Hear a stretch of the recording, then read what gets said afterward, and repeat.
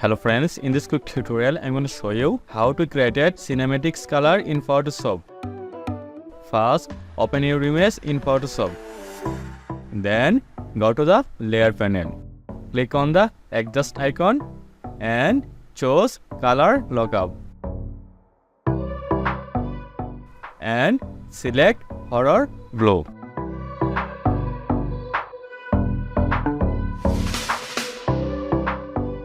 Then go to the image menu, click on the apply image.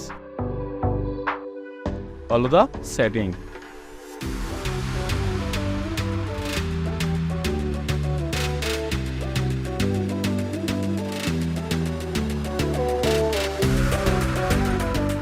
Again, click on the adjust icon and choose gradient map. Select black and white color.